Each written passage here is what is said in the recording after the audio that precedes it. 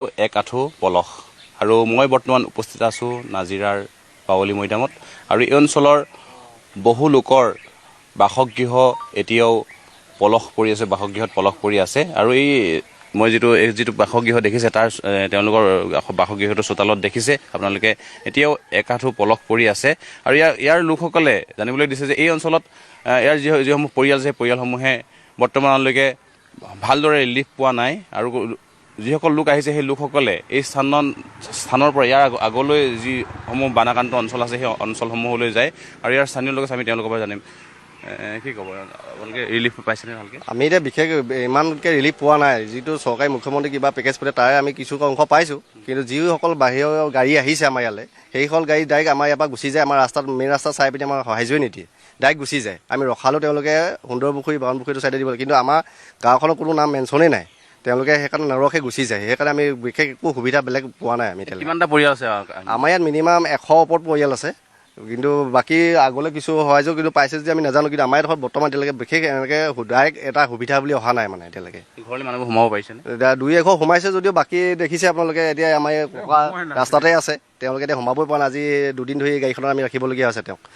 এতিয়া কিছু ঘৰত এতিয়া অলপমান পলস হটাই মেলি সোমাইছে 2-1 ঘৰে, কিন্তু বাকী চব ইমান মানুহ এতিয়ালৈকে সোমাব পৰা নাই।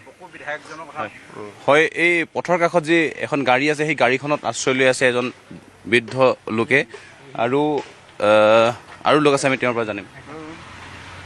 আপুনি এইকেইদিন ক'ত আছে?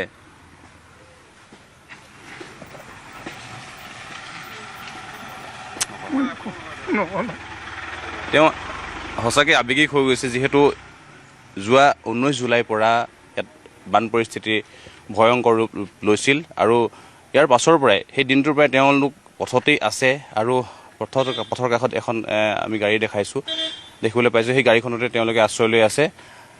কি ক'ব দাদা? বান পৰিস্থিতি বহুত বেয়া ইয়াত। পৰিস্থিতিটো বেয়া,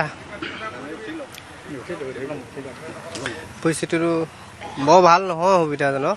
মানুহৰ বহুত ক্ষতিগ্ৰস্ত হৈছে আৰু খেতিপথাৰো নষ্ট।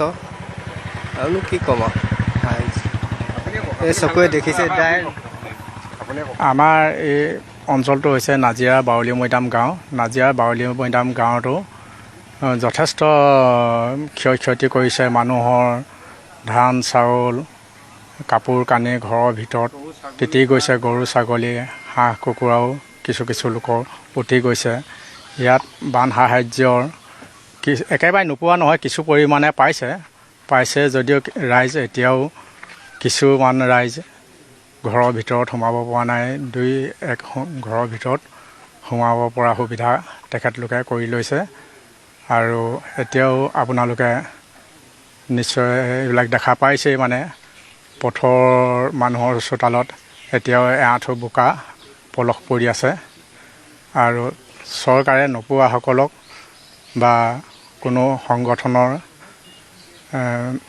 ৰাইজক ৰিলিফ পাবৰ কাৰণে আপোনালোকৰ জৰিয়তে পাব বুলি গাঁওখনে আশা কৰিছে জনসাধাৰণে।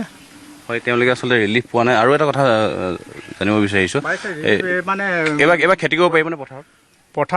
কঠীয়াটো প্ৰায় মানে উটিয়ে গৈছে আৰু কিছুমান বোকা মাটি নৈ সোঁতে খান্দি লৈ গৈছে। বোকা মাটিয়ে উটুৱাই লৈ গৈছে ঠায়ে পলস বহুতো পৰিছে। কিছু লোকে মানে অলপ খেতি কৰিব পাৰিব, কিন্তু সৰহসংখ্যক কঠীয়াই বানপানীত উটি গৈছে। পশুধনো অনিষ্ট কৰিছে আৰু ৰাইজে যথেষ্ট মানে কষ্টৰ মাজেদি দিন কটাবলগীয়া হৈছে। হয়, তেওঁলোকে চৰকাৰী সাহাৰ্য্যৰ বিচাৰিছে, যিহেতু তেওঁলোকৰ বহু অনিষ্ট হৈছে আৰু ইয়াৰ মহিলাসকলো আছে আমি তেওঁলোকৰ পৰা জানিম। আমাৰ মানে এনেকুৱা আহিব বুলি আমি ভবা নাই বাৰু, আজিলৈকে দেখাও নাই।